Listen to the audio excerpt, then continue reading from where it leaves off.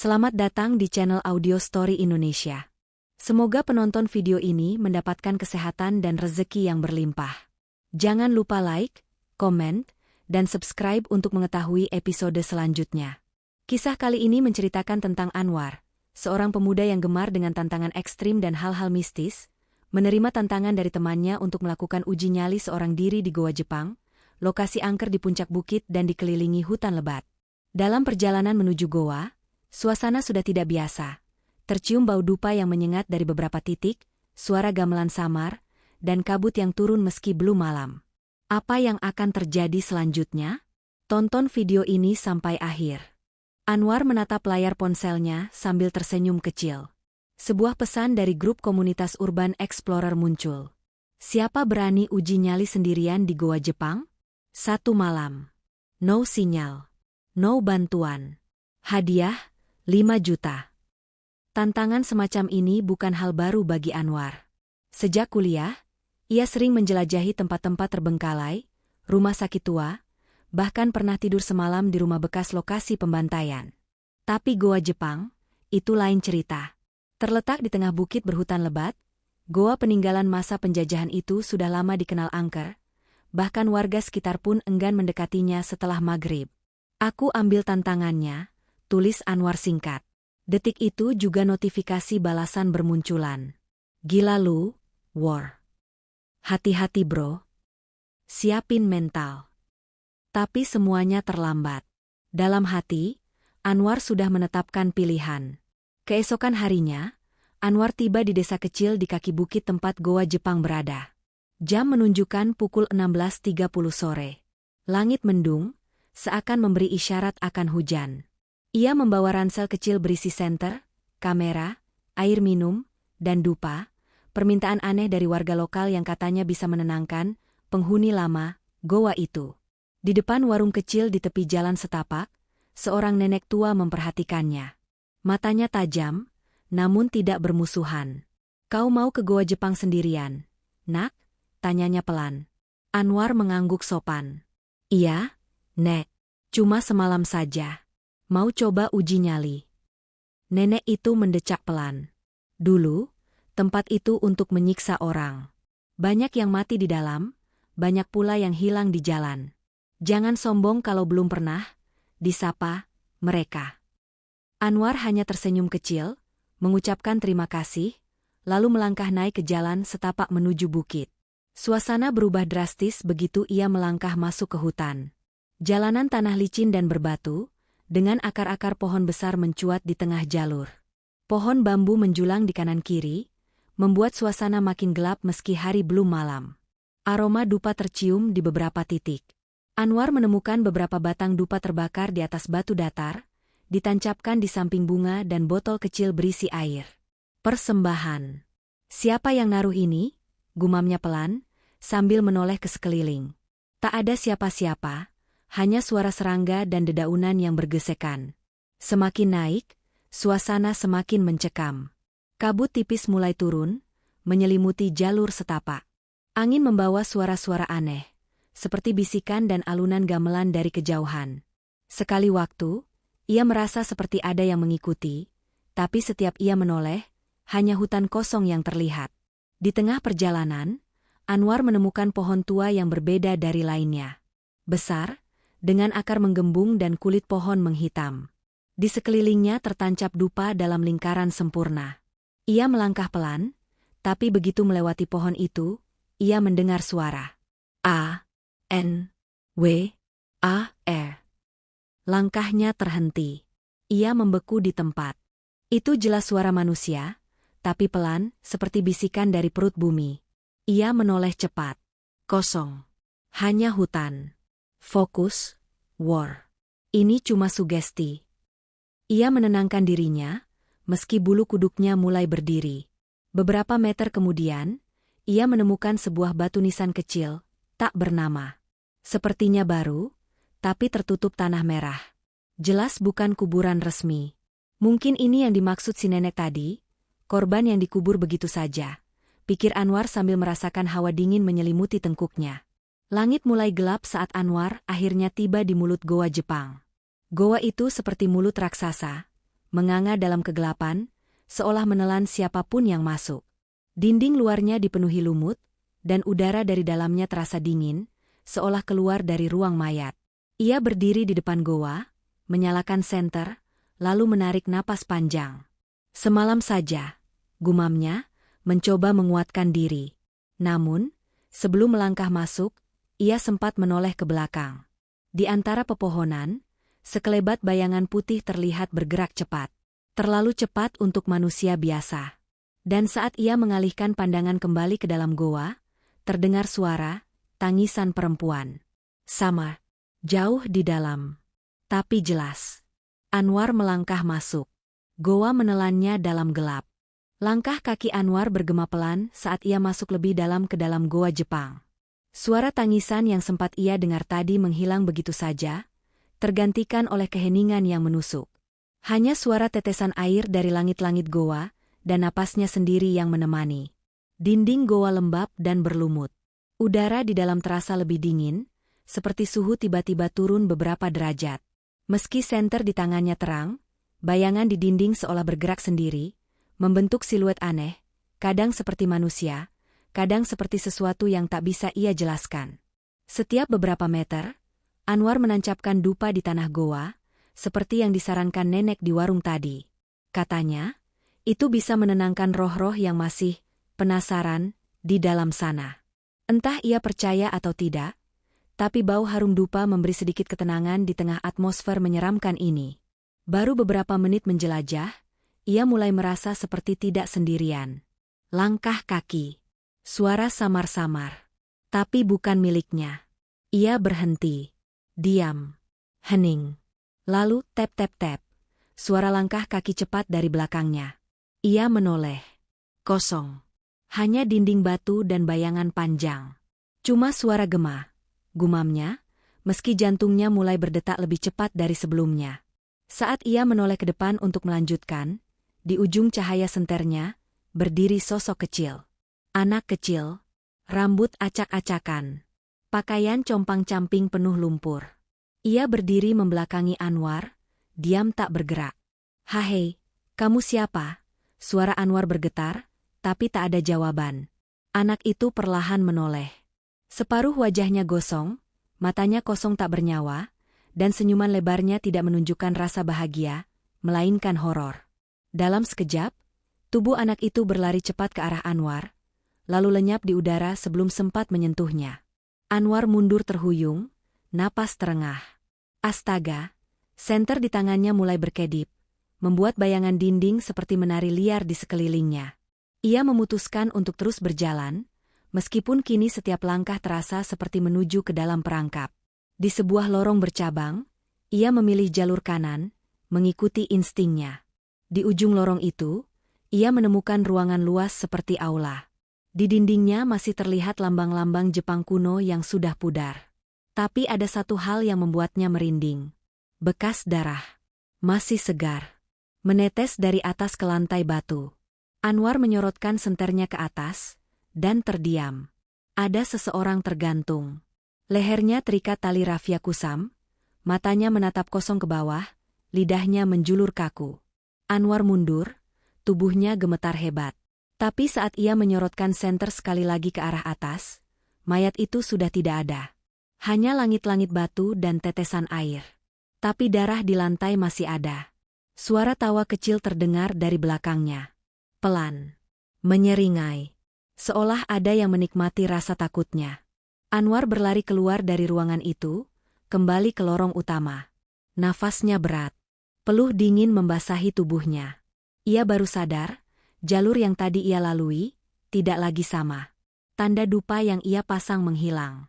Jalan seakan berubah. Goa seperti hidup, mengubah bentuknya sendiri. Beberapa saat kemudian, ia sampai di sebuah ruangan sempit. Ada lentera kuno menyala sendiri di tengah ruangan. Di dinding ruangan, tergambar sketsa kasar, seperti lukisan dari arang, yang menggambarkan sosok manusia dipasung. Lengan dan kakinya terikat di kayu besar, mulutnya dibungkam dengan kain, dan matanya memancarkan kesedihan yang dalam. Tepat di bawah lukisan itu, ada bekas pasungan kayu asli. Masih utuh. Dan Ada sisa rambut panjang terjepit di sela kayu. Anwar mendekat perlahan. Tiba-tiba, lentera mati. Gelap total. Suara rantai berderit terdengar dari sudut ruangan. Kemudian, suara napas berat. Dekat. Sangat dekat. Anwar menyalakan senter dengan panik. Dan di hadapannya, berdiri seorang wanita. Rambut panjang menutupi wajahnya, tubuhnya kotor dan penuh luka. Kakinya terpasung di kayu yang sama. Tapi wajahnya mulai menengadah perlahan. Matanya merah menyala, dan mulutnya terbuka, tidak mengeluarkan suara, hanya menyeringai seperti ingin menelan jiwa. Anwar terdiam, tak mampu bergerak. Wanita itu mengangkat tangan, dan menunjuk langsung ke wajahnya.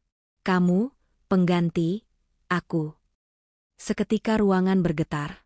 Dinding goa mengeluarkan suara retakan, seolah hendak runtuh. Anwar berbalik dan lari tanpa berpikir. Nafasnya tercekik, jantungnya nyaris meledak. Ia tak tahu arah, hanya ingin menjauh dari tempat itu. Sementara di kejauhan, suara tangisan wanita itu kembali terdengar. Tapi kali ini, tangisannya diselingi tawa panjang mengerikan. Napas Anwar memburu saat ia terus berlari tanpa arah di dalam perut goa Jepang yang seolah tak berujung. Dinding batu terasa semakin menyempit, dan udara makin pengap. Di belakangnya, suara jeritan wanita itu masih menggema, kadang seperti menangis, kadang seperti tertawa kegirangan.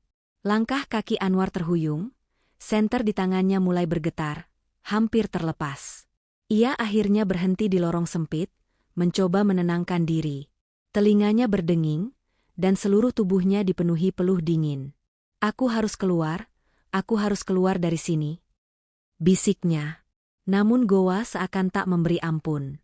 Saat ia kembali melangkah, lorong di depannya berubah menjadi ruang lebar yang lebih dingin dan suram dari sebelumnya. Anwar menyorot ke sekeliling dengan senter. Dinding ruangan itu penuh dengan goresan-goresan kasar. Saat diperhatikan lebih dekat, goresan itu membentuk kalimat dalam huruf kanji, dicampur dengan aksara lokal. Beberapa kata dalam bahasa Indonesia terbaca samar. "Sakit, tolong, jangan bunuh aku." Tangan Anwar gemetar saat menyusuri tulisan-tulisan itu. Beberapa bekas cakaran terlihat jelas di dinding, seolah seseorang mencoba keluar, mencakar dengan kuku sampai berdarah. Dan di tengah ruangan itu, sesuatu menarik perhatiannya. Sebuah pintu besi tua, setengah terbuka, dengan rantai menggantung di gagangnya. Rantai itu berayun pelan, seolah baru saja dilepaskan. Tanpa berpikir panjang, Anwar mendorong pintu itu dan masuk. Di dalam ruangan itu, ia segera mencium bau besi yang kuat, bau darah. Senter menyorot ke bawah. Genangan merah gelap. Segar. Masih hangat. Jejak kaki telanjang kecil tampak menari di atasnya, seperti seseorang berjalan bolak-balik dalam darah. Lalu ia mendengar suara. Suara langkah pelan, tap, tap, tap. Anwar memutar badan. Di belakangnya, muncul sesosok pria mengenakan seragam tentara Jepang, berdiri kaku, tanpa kepala. Darah mengucur dari lehernya. Di tangannya, tergenggam pedang tajam yang masih meneteskan cairan gelap. Tanpa kepala, tanpa suara, tapi sosok itu mengangkat pedang, dan mulai berjalan ke arahnya. Anwar mundur, panik, menabrak dinding ruangan. Ia mengangkat senter dan melemparkannya ke arah makhluk itu. Senter menyala sebentar di udara, lalu padam saat menghantam lantai. Gelap total menyelimuti ruangan. Dalam gelap, terdengar suara langkah mendekat, diikuti bisikan di telinganya. "Aku tak bisa mati, karena kamu belum menggantikanku." Jerit Anwar pecah. Ia meraba-raba dinding, mencari pintu. Tangannya bersentuhan dengan sesuatu basah dan hangat. Ia menjerit lagi, lalu akhirnya menemukan gagang pintu. Ia mendorong keras dan berlari keluar, terhuyung dalam kegelapan. Di lorong lain, ia jatuh tersungkur. Senter cadangan di sakunya masih bisa menyala, meski redup. Ia menyorot ke depan. Di sana, tampak sebuah ruangan berbeda. Tidak seperti ruangan-ruangan sebelumnya. Ruangan ini lebih sempit, namun terasa hidup. Ada nyala api kecil dari pelita tua di sudut.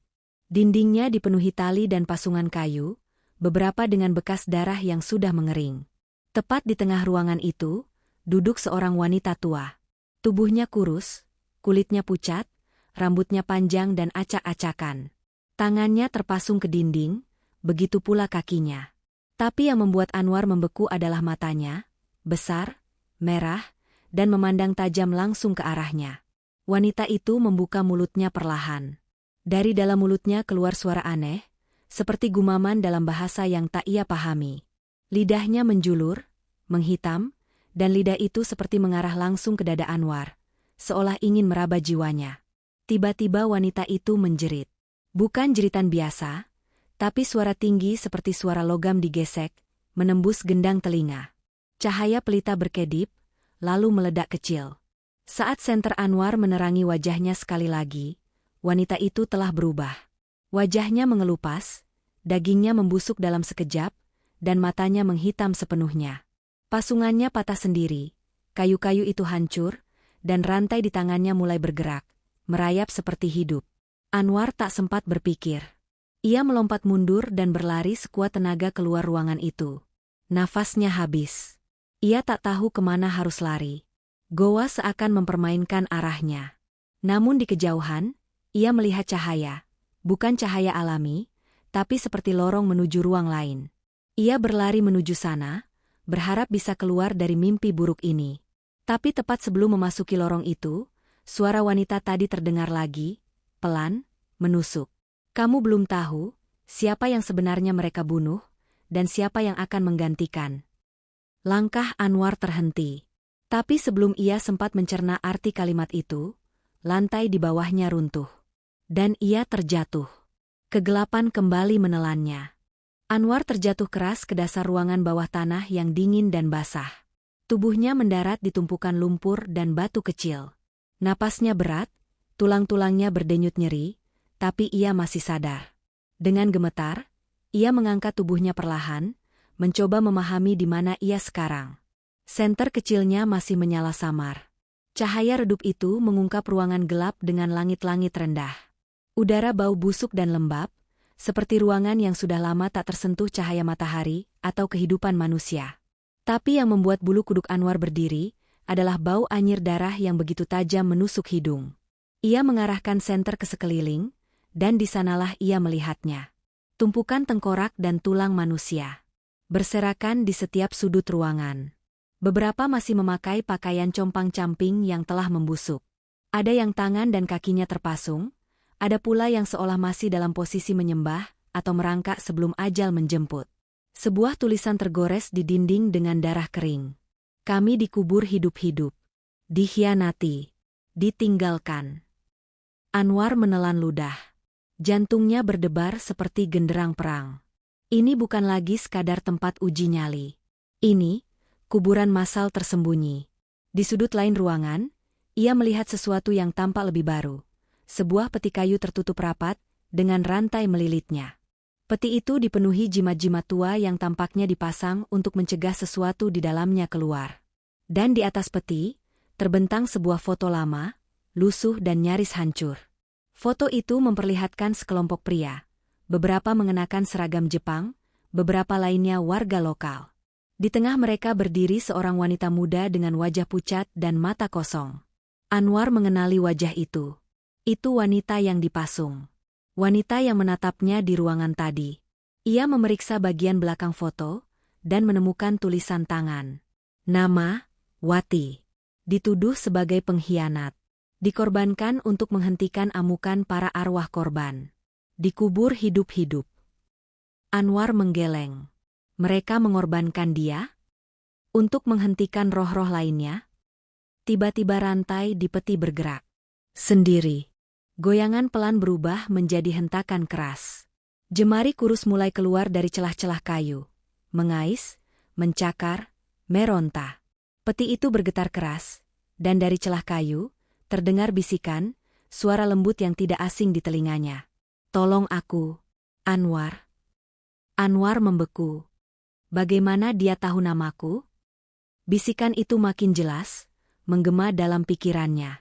Bukan suara marah, tapi penuh luka, kesedihan, dan dendam yang membusuk selama puluhan tahun. Mereka yang membunuhku, masih ada, mereka menyembunyikan semuanya, Jangan biarkan aku terus terkurung. Seketika Anwar sadar, wanita itu bukan hantu biasa. Ia bukan roh jahat. Ia adalah korban. Korban dari sebuah ritual pemujaan, atau mungkin semacam penyegelan roh yang dikorbankan agar para arwah lainnya tidak mengamuk lebih jauh. Namun, kebenaran ini membuat Anwar berada di persimpangan. Jika ia membebaskan wanita itu, apakah ia akan melepaskan sesuatu yang lebih mengerikan? Atau justru menghentikan kutukan yang membuat Goa Jepang menjadi neraka bagi jiwa-jiwa yang terperangkap? Saat pikirannya kacau, suara dari atas mulai terdengar, suara langkah kaki banyak orang. Anwar menengadah. Cahaya dari senter lain masuk dari celah lubang di langit-langit. War. Lo di bawah? Terdengar suara teman-temannya dari komunitas yang ternyata menyusul setelah mendapat pesan darurat darinya, yang sempat-sempat terkirim otomatis lewat fitur darurat di aplikasinya. Anwar ingin berteriak, memanggil mereka. Tapi ia terdiam. Peti di depannya kembali bergetar. Jemari itu berhenti menggapai. Suara wanita itu kini terdengar lebih lirih. Aku hanya ingin bebas, hanya ingin dimaafkan. Anwar menatap ke atas, lalu ke peti itu. Pilihan ada di tangannya. Ia mengambil napas dalam-dalam, dan satu demi satu, melepas jimat dan rantai dari peti kayu. Suara derak kayu pecah mengisi ruangan. Dari dalam peti, sesosok tubuh muncul perlahan, tubuh wanita yang dulu dipasung. Wajahnya pucat, tapi matanya kini bening, tidak lagi merah. Ia menatap Anwar, dan tersenyum. Sesaat sebelum tubuh itu berubah menjadi cahaya putih lembut, dan menghilang. Tulang-tulang di sekeliling Anwar mulai hancur perlahan, berubah menjadi debu halus. Dinding yang penuh luka itu kini bersih, seolah waktu diputar ulang. Goa tidak lagi bergetar. Hening. Teman-temannya berhasil menurunkan tali dan menarik Anwar ke atas. Saat keluar dari mulut Goa Jepang, langit sudah cerah. Tidak lagi kelabu. Tidak ada suara tangisan. Tidak ada tawa. Hanya keheningan damai. Namun di kejauhan, di balik pepohonan tampak bayangan sosok tentara tanpa kepala berdiri, diam, memperhatikan mereka. Belum hilang. Belum selesai. Karena meskipun satu roh telah dibebaskan, yang lain belum puas. Matahari sudah tinggi saat Anwar duduk di pinggir jalan setapak, tidak jauh dari mulut Goa Jepang. Tubuhnya penuh lumpur dan luka gores, tapi ia masih hidup. Di sampingnya, dua temannya dari komunitas uji nyali, Rino dan Dira, memegangi bahunya. Mereka masih terdiam, berusaha mencerna cerita Anwar yang hampir tidak masuk akal. Ada banyak tengkorak di bawah sana, kata Anwar pelan, menatap ke dalam hutan. Tapi mereka bukan hantu. Mereka korban. Mereka semua dikubur hidup-hidup. Rino mengangguk pelan, wajahnya pucat. Gue percaya, War. Setelah lo kirim sinyal darurat itu dan kita masuk, gue sempat lihat sosok berdiri di mulut goa.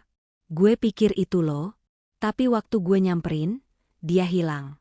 Kayak ngilang ke udara.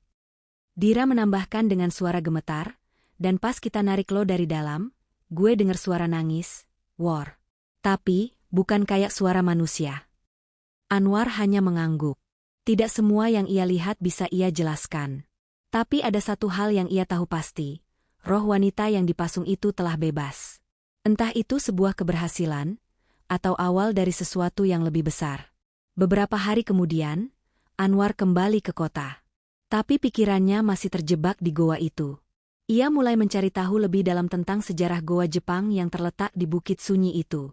Ia menelusuri dokumen-dokumen tua, catatan kolonial, hingga laporan penduduk lokal yang sering diabaikan. Dan dari penelusuran itu, ia menemukan fakta yang mengguncangnya.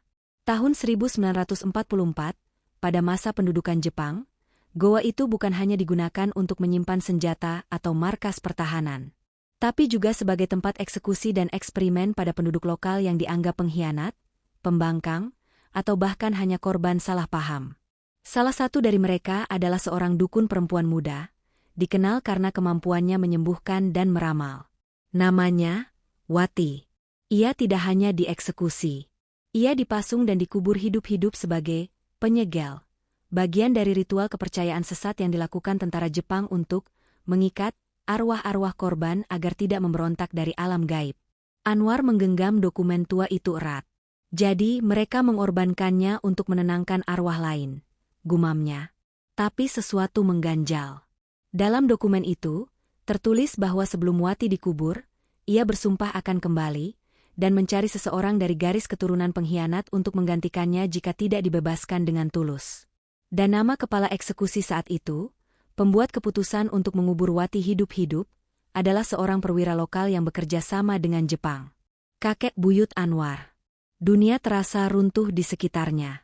Tiba-tiba semua masuk akal. Mengapa roh wanita itu tahu namanya? Mengapa hanya ia yang mendengar bisikan dan mendapat penglihatan? Darah yang mengikat mereka ternyata masih hidup hingga sekarang. Malam itu, Anwar duduk sendirian di kamar. Ia menyalakan dupa, seperti yang ia lakukan saat pertama kali memasuki goa. Udara berubah dingin. Lilin kecil di dekat jendela tiba-tiba padam sendiri. Dan di cermin kamarnya, perlahan muncul kabut. Wajah wanita itu, Wati, tercermin samar di balik kabut. Tapi kali ini, ia tidak terlihat marah. Ia hanya menatap dan tersenyum. Suara lembut mengisi ruangan. Kau sudah membebaskanku, Anwar. Tapi mereka belum diadili. Anwar membeku. Siapa? Mereka? Bisiknya. Wati menghilang, tapi tulisan muncul di permukaan cermin. Tertulis dengan kabut lembut. Mereka yang hidup di atas darah orang lain. Goa itu belum selesai. Kau pewaris kunci. Kau harus mengakhirinya. Cermin kembali normal. Tapi pesan itu tertanam dalam benaknya. Beberapa minggu kemudian, kabar menghebohkan muncul dari desa dekat Goa Jepang. Seorang lelaki tua, penjaga kawasan bukit, ditemukan tewas dalam kondisi aneh. Wajahnya dipenuhi ekspresi ketakutan dan tangannya seolah mencakar tanah saat menghembuskan napas terakhir. Tidak jauh dari jasadnya, tertulis di tanah. Yang kau kubur telah bangkit. Anwar tahu, uji nyalinya belum benar-benar berakhir. Goa Jepang masih menyimpan dosa masa lalu. Dan ia kini memikul dua hal. Beban darah leluhur, dan kunci untuk mengakhiri semuanya. Namun satu hal yang belum ia sadari, goa itu telah memilihnya. Terima kasih sudah menonton video ini. Sampai jumpa di video selanjutnya.